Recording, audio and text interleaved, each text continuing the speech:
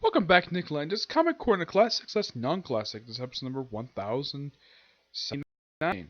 Yep, getting close to chapter 1100. I'll probably get a chance to hit this year, definitely. No problem. And Doubleshot number 973, which I'll get to this 1000 Doubleshot really soon. First up is a book from Dynamite, and this is the second trade paperback I've read where it's an adaptation of an actual novel. Unlike with the last one, Thrawn, where it was released as a miniseries, like collected trade paperback, this one just one-shot graphic novel that just happened to be an adaptation of the actual manga itself, of the actual book itself. This is published from Dynamite. This is James Bond, Ian Fleming, James Bond, Casino Royale. Yes, adapted from the novel Casino Royale by Ian Fleming, written by Van Jensen and artwork by Dennis Carlero. I think you pronounce the person's name. Artwork by, let's see, Dennis Carleo. The cover art here, the one I see in the cover, that's by Faye Dalton. Yep. Now, the thing with this particular book is, like I said, it's a one-shot graphic novel, unlike with Thrawn, where it was a miniseries. Yep. Now, because of the fact it's an adaptation of the novel, which I have reviewed I reviewed the novel like a few years ago on my novel review series, and now I'm reviewing, I've reviewed the novel, I reviewed the movie, why not the comic adaptation of this particular book? Yeah. And I have not actually seen the 1967 Casino Royale, and no, I've not seen the Smash, that black and white thing. I've seen clips of it, I haven't sat down and watched the whole thing, but that thing is really bad. This is really good. The artwork in here is superb. Yeah, the thing with this particular trade paperback is, now it has brief introduction by Ian Fleming. Now, this is the artwork you expect. The first page you see is this. This is the interior artwork. This artwork is really, really good. Yes.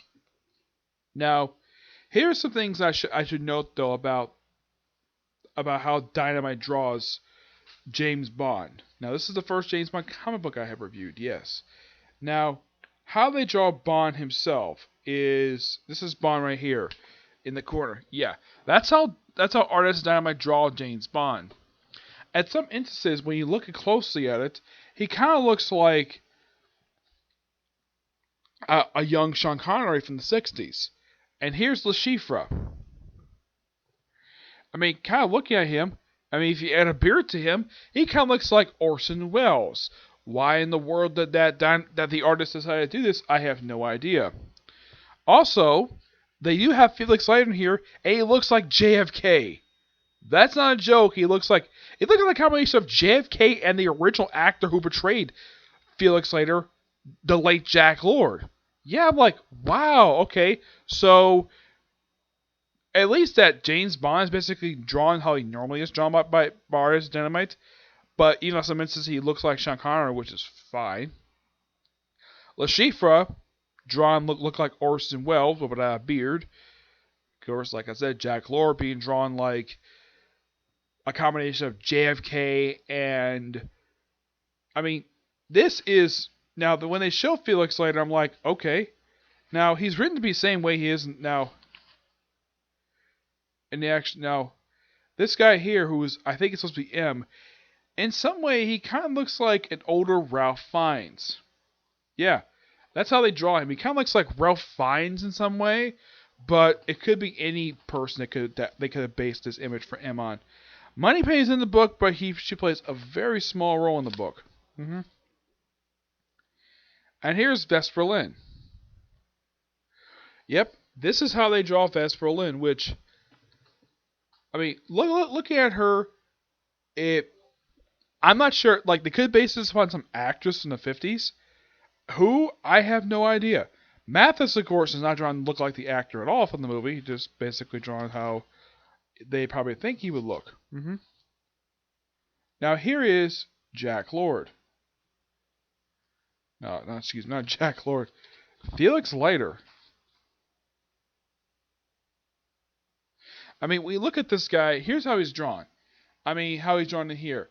Doesn't he kind of look like Jack Lord or even President JFK? He kind of looks like it. When I saw this image, I'm like, huh, he looks like like either it could be JFK or it could be Jack Lord, the original actor who portrayed him back in the film Doc No. Yeah, and like unlike in the movie where basically it's like modern day interpretation of the original novel, this is basically how it was interpreted back when it was first published. They kind of trimmed down a bit of Bond's inner thoughts here, but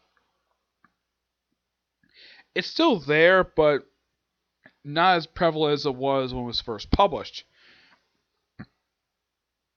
And as you can see on the cover, yeah, there's a woman on the cover who's basically, basically by looking at this cover of this book, I mean, the woman in the front and center, she kind of looks like the late Marilyn Monroe. Yeah, my only guess is they probably threw in the cover, or at least probably based a model on her, probably because she was a big actress back in the 50s. That's my personal guess. Here's the thing. Marilyn Monroe, as far as I know, was never involved with the James Bond franchise at all. My only guess is the reason why they kind of partially pasted Felix Leiter on JFK, because JFK's favorite book was, he actually was a James Bond fan from what I heard, and his favorite book was From Russia with Love. So that's my personal theory of why the artist that based him on JFK. It could be any people. Yeah. Mostly put, this book keeps pretty much everything in. Now, Bond himself is, well, the way he's drawn in here, it's kind of like how he's described in the novel, but it's Dynamite's interpretation of it.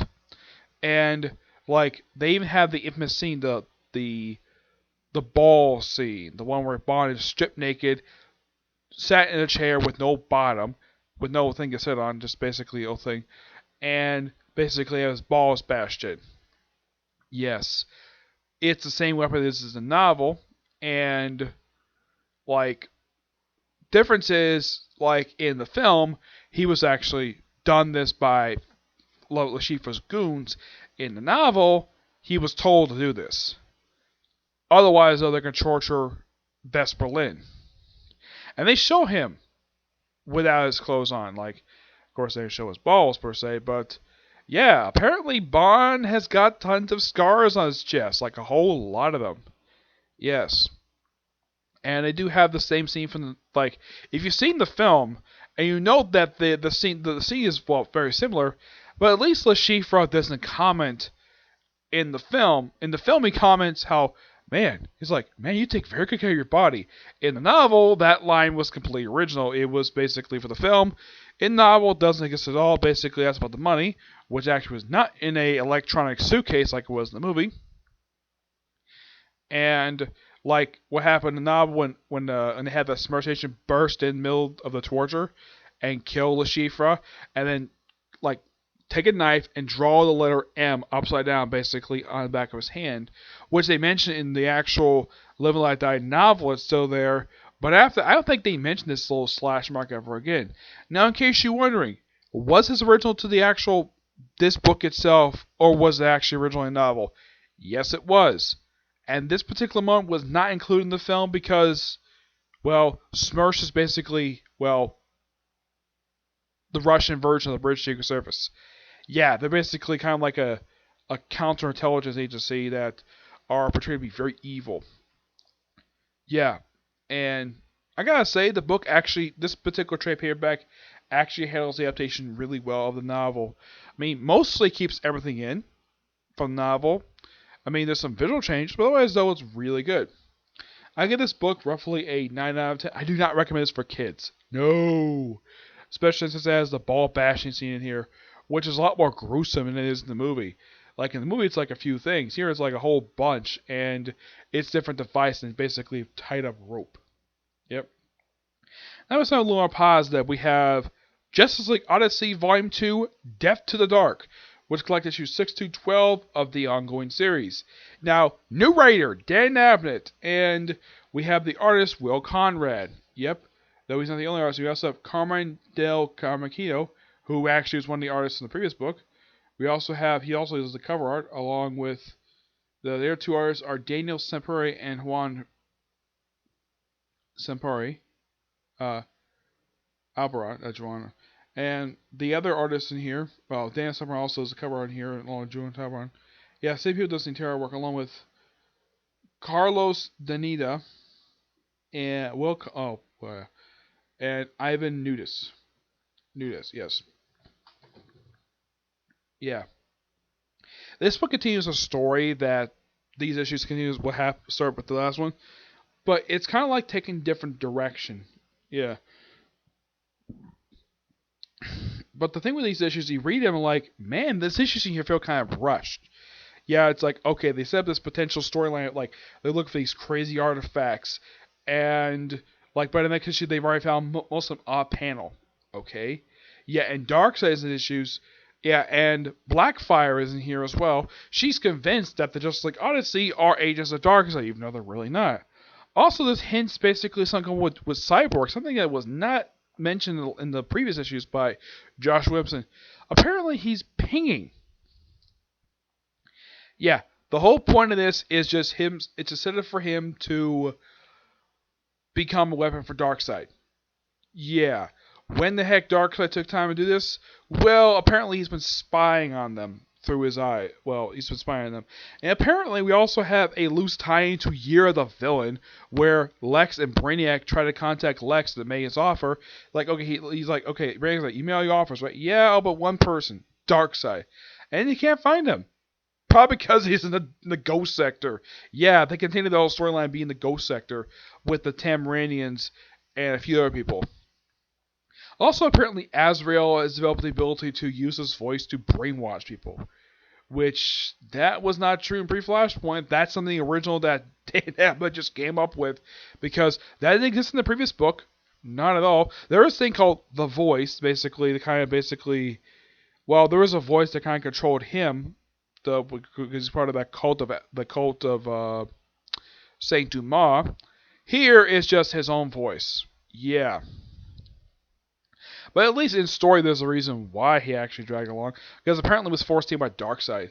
Eventually, by the end of the book, Darkseid becomes, he turns back to his classic self. Yeah, he's able to go back to this look, which he kind of had at the start of... He kind of goes back to the old Jim Lee look. Yeah, it's a similar look he had at the start of the New 52, but it's more in keen, not to the Jack Kirby look, not Jack Kirby, not keen to the Jim Lee look. I mean, color scheme-wise, it's similar to that, but it's more in keen to that of the original Jack Kirby design, and a little bit just like Unlimited, which I thought was really good. Mm-hmm. And also... at issue 12, and this there's some let's say resentment toward Dan Abnett for doing. He killed off Jessica Cruz. Though, don't worry, she's alive right now. Yeah, she gets turned to dust by frickin' Darkseid. Yeah, but this is slowly, and apparently they have where Starfire and Azrael kind of become agents for Darkseid, and this is basically set up for the next storyline that comes right after this. Yep. This book is actually pretty good. I love the artwork in here. It's just really good. I love the artwork is probably the best thing about the storyline. Yeah, but it feels a bit rushed, per se. That's kind of the problem with this particular set of issues. They feel a bit rushed. Pacing is a bit too quick, per se. But it's still a good series nonetheless. I'm going to give this book a 9 out of 10. Really good. Okay, so that's it for this particular review. My next review I'm going to do soon will be a review of the newest episode of Case Closed. Okay, see you next review. Bye.